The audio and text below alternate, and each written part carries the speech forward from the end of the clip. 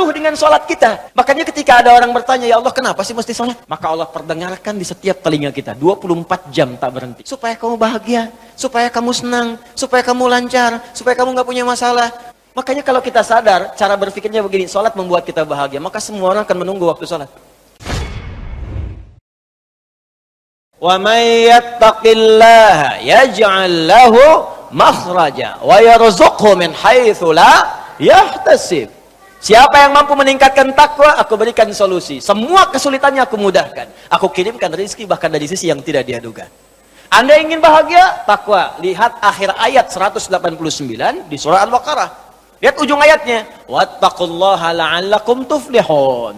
Kalau kamu ingin takwa, kalau kamu ingin bahagia kata Allah, ingin sukses, tingkatkan takwa. Anda masih belajar di kampus, pengen pintar, ilmu pengen cepat datang, Allahu Akbar, takwa juga. Buka Quran surah kedua, di akhir ayat 282, paling kiri sebelah bawah, persis paling bawahnya. Wattaqullah wa yu'allimukumullah. Tingkatkan takwamu kepada Allah, aku tambahkan pengetahuan. Datang, min ladunna ilma, dari kami, makanya disebut ilmu laduni. Bukan nggak belajar, dia ikhtiar. Dia belajar, dia mendekatkan takwa kepada Allah, tapi proses pembelajarannya dipercepat oleh Allah karena takwanya. Logikanya begini, logikanya. Anda dekat dengan pimpinan, akses mudah. Dekat dengan dosen, mudah belajar. Ya, dekat dengan orang-orang berpengaruh, dapat bagian kemudahannya. Anda dekat dengan Allah, apa yang tidak mudah bagi Allah? Bukankah Allah Razzaq, pemilik rezeki? Bukankah Allah Alim, pemilik ilmu? Sekarang ada orang dekat dengan Allah, ya gampang Allah kasih segalanya. Makanya orang dulu Pak, orang dulu itu punya keistimewaan sampai taraf nomor 5. Orang pintar sekarang dari segi ingatan cuma 4 bagiannya. 1, cepat ingat, lambat lupa.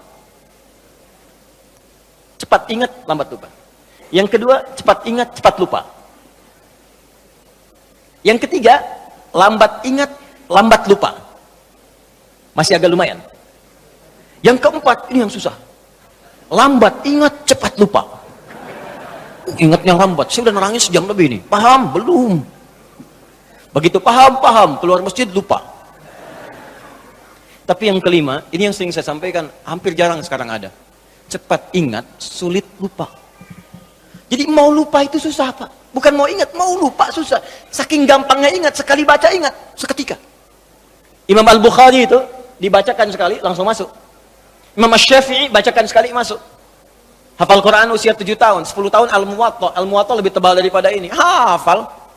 Al-Bukhari itu dibacakan, hafal seketika. Diuji Pak di Irak, datang ke sana. Katanya mau silaturahim, begitu datang, kayak sidang ujian. Yang uji langsung 10. Bukan cuma 3-4 lagi, 10 orang ulama terbesar. Diuji hadis. Kata ini anak muda hebat hadisnya. Di letter U Pak, beliau duduk di sini. Dikelilingi ulama begini. Setiap orang menguji 10 hadis. Setiap hadisnya diacak orang-orangnya, sanadnya. Matanya diacak, sanadnya diacak. Isinya diacak, sanadnya pun diacak. Setiap orang. Begitu satu orang menguji dengan 10 hadis, silahkan. Apakah menurut anda hadis ini benar? Kata Al-Bukhari, sebentar, teruskan dulu aja 10-10-nya, biar sekalian. Teruskan 10-10-nya biar sekalian. 10 kali 10, 100. Begitu selesai kemudian, diulang dari awal sampai akhir tanpa salah sedikit pun. Yang ini sanadnya benar tapi matanya salah. Yang ini matanya benar tapi sanadnya salah. Ini ada yang ketukar. Ini bagian ini bukan ini bukan ini, bukan ini. Semuanya. Sampai diakuilah. Kemudian ditetapkan pada saat itu dengan Imam Muhaddithin. Al-Bukhari. Nabi bukan, Rasul bukan. Dipercepat oleh Allah. Jadi kalau takwa itu sudah meningkat, apa rahasianya? Takwa meningkat, datang semua ini. Sekarang kalau anda tanya, amalan takwa itu apa? Pertama sholat. Sholat Pak. Makanya ketika Allah memaksa kita untuk sholat dengan hukum wajib, sebetulnya bukan ingin membebani Pak. Saya sering sampaikan kalimat ini. Kalau orang paham hikmah sholat, dia akan tunggu dan rindu dengan sholat. Karena tahu setiap menunaikan sholat bukan beban kewajiban, bukan bebannya. Allah nggak butuh dengan ruku anda. Dan Allah tidak butuh dengan sujud kita. Kita yang butuh dengan sholat kita. Makanya ketika ada orang bertanya, ya Allah kenapa sih mesti sholat? Maka Allah perdengarkan di setiap telinga kita. 24 jam tak berhenti. Ya, telinga bahasa Arabnya udhun, jamaknya disebut azan. Maka ada azan yang dikumandangkan setiap hari. 5 kali dalam setiap pergantian waktu. Subuh ganti ke siang, zuhur, azan lagi. Ganti ke asar, azan. Ganti ke maghrib, azan. Bahkan mau malam pun masih azan, diperdengarkan. Yang paling dahsyat, azan tidak pernah dalam waktu bersamaan semuka bumi. Selalu ada perbedaan. Tanah Kusir adzan, tiba-tiba Jakarta sana adzan. Jakarta selesai masuk Tangerang adzan, Tangerang adzan sampai ke Serang adzan, Serang adzan selesai Banten, Pandeglang adzan. Terus ternyata semuka bumi 24 jam adzan tidak pernah berhenti. Apa itu adzan? Bukan sekedar panggilan, tapi kalimat yang ingin disampaikan pada setiap orang yang mempunyai telinga dan pendengaran. Adzan. Ketika diperdengarkan ada syahadat, Allahu Akbar, Allahu Akbar. Makanya tidak sedikit ada orang-orang itu, Pak Ibu sekalian, masuk Islam karena dengar adzan. Dulu pernah ada orang cuma nonton, dia kuliah tuh di luar negeri. Ya. Kemudian di flatnya itu bukan cuma orang Islam, ada temannya non muslim. Yang muslim ini bagus nih, bisa dibiasakan. Dia terbiasa dengan hal-hal Islami. Bahkan tayangan TV pun dia putar yang channel One itu dari Mekah tentang sholat, baca Quran. Ini bisa kita biasakan. Ke kantor, kalau sedang senggang baca mushaf, baca hadis. Mungkin bagi sebagian orang dengan izin Allah dapat hidayah lewat kebiasaan kita. Begitu sedang membuka tayangan itu, muncullah sedang sholat isya, tayangan persiapan sholat isya langsung dari Masjidil Haram. Yang non muslimnya tiba-tiba datang, yang muslim itu cuma iseng nanya begini, kawan, menurut kamu berapa jumlah orang yang ada di masjid itu? Temannya bilang begini, ya mungkin 1000, 2000 lah gitu. Ya. Apa jawab yang si muslim ini? Ada di sana sekarang setidaknya 500.000 orang sebelum dilakukan perluasan. 500.000 orang. Pertanyaan kedua, perhatikan kalimatnya. Menurut kamu, berapa lama waktu yang dibutuhkan untuk membuat mereka semua rapi seketika? Dia berpikir sejenak, kemudian dia jawab, mungkin seminggu 2 minggu kayak. Seminggu 2 minggu, sepekan 2 pekan. Kata si muslim ini, aku akan tunjukkan kepadamu, tidak sampai 5 menit, semuanya akan rapi dan baris. Kata yang kawan tadi, mustahil, gak bisa itu. Tadi kan, rasionalitasnya jalan. Ketika rasio sudah mulai jalan, maka mudah bagi Allah memberikan hidayah dan hikmah kepada jiwanya. Maka seketika, kata temannya yang muslim, sekarang coba lihat. Begitu qamat, Allahu Akbar, Allahu Akbar. Wah, sudah. Yang tawaf berhenti semua. Yang tadinya duduk, berdiri semua. Siap. Bingung temannya. Wah, jangan dulu jangan dulu bingung. Lihat dulu nih. Begitu sudah imam yang mengatakan, Istau, istaqimu. Wah, semua rapi. Saat takbir, Allahu Akbar, semua angkat tangan takbir. Maka apa respon yang non muslim ini? Dia katakan kepada yang muslim, tolong tunjukkan kepadaku bagaimana caranya masuk Islam, karena ini bukan agama buatan manusia. Hidayah. Ada orang nonton sholat isya masuk Islam, ada orang sudah Islam gak mau sholat isya. Orang udah komat nunggu dekat subuh. Jadi bisa jadi asbab hidayah. Dan yang paling menarik begini Pak, kadang dalam keseharian, kenapa cuma Anda yang dengar azan?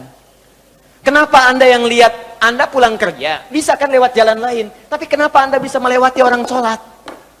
Kok bisa melihat orang ke masjid? Kok tiba-tiba lewat ke tempat masjid yang sedang azan? Itu kan hidayah.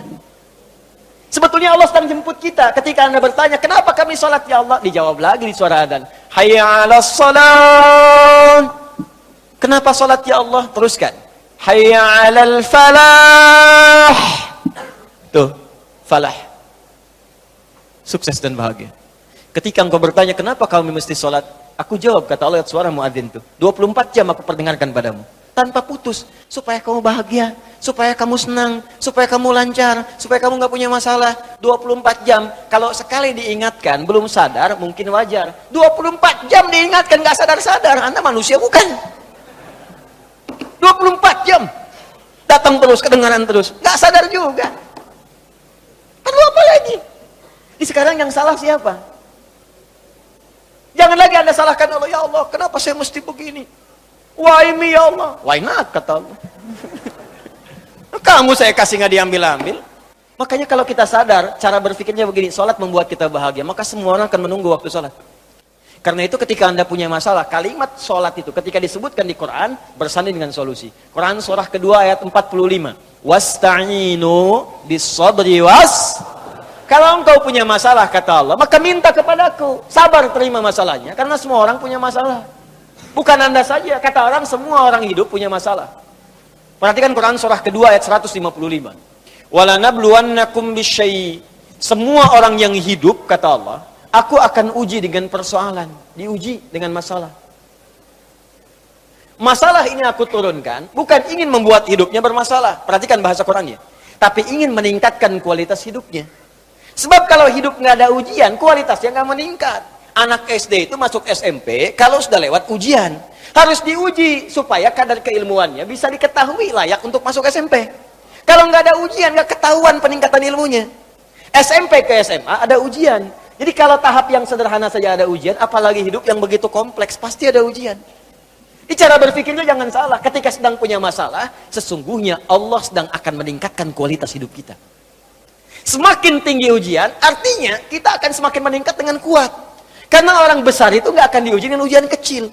La yukallifullahu nafsan illa. Jadi kalau Anda hadir sekarang di pengajian ini, sedang punya masalah berat rasanya, maka berbahagialah. Artinya, Anda akan diangkat setinggi-tingginya oleh Allah, karena ujian yang diturunkan, ujian yang disetarakan dengan kemampuan Anda. Itu poinnya. Gak ada orang hidup gak punya masalah. Apa dikira Ustadz gak punya masalah? Lebih banyak daripada jemaah. Tuh masalah antum tuh. Saya jawab juga. Di hidup bersanding dengan masalah. Persamaan terbaliknya, orang yang tidak ingin punya masalah artinya tidak ingin hidup. Siapa yang tidak ingin punya masalah? Angkat tangan. Selesai. Nah sekarang kata Allah, kalau sedang punya masalah, minta kepada saya solusinya supaya dipermudah. Lewat apa ya Allah? Wassalah, datang. Kalau Anda masih nggak mau sholat, ditanyakan imannya oleh Allah. Makanya kalimat ini disebutkan sekali lagi untuk menguatkan di ayat 153. Dipanggil kalimat imannya. Seakan-akan begini bahasanya. Kamu ini punya iman apa enggak sih? Kalau nggak punya iman kamu apa? Ya karena nggak ada iman. Sekarang kamu masih mengaku beriman, tapi saya panggil sholat nggak datang. Karena itu di ayat 153, paling kanan sebelah bawah, itu kalimatnya berubah dengan disebutkan kata iman di depannya. Ya ayyuhalladzina amanu. Hei semua orang beriman, mana imanmu? Ista'inu bis-sabri was-shalah. Kalau kalian punya masalah, kata Allah, sekali lagi datang. Lewat sholat minta kepadaku. Makanya kalimat ista'in dirubah menjadi kalimat permintaan, berubah jadi nasta'in. Saya tanya pada Anda, apakah kita mengucapkan kalimat nasta'in dalam setiap sholat? Berapa kali kita ucapkan dalam sehari? 17 kali. Iyyaka na'budu wa iyyaka nas. Hadis kuncinya mengatakan, ketika seorang ibadah benar bacanya, membaca kalimat itu, benar salatnya, sampai di kalimat itu, maka jawaban hadis kuncinya, hadza baini wa baina 'abdi wa li 'abdi ma sa'al. Ini perjanjian antara aku dengan hambaku, maka apapun yang hambaku minta sampai di sini, aku akan kabulkan selama itu dia butuhkan.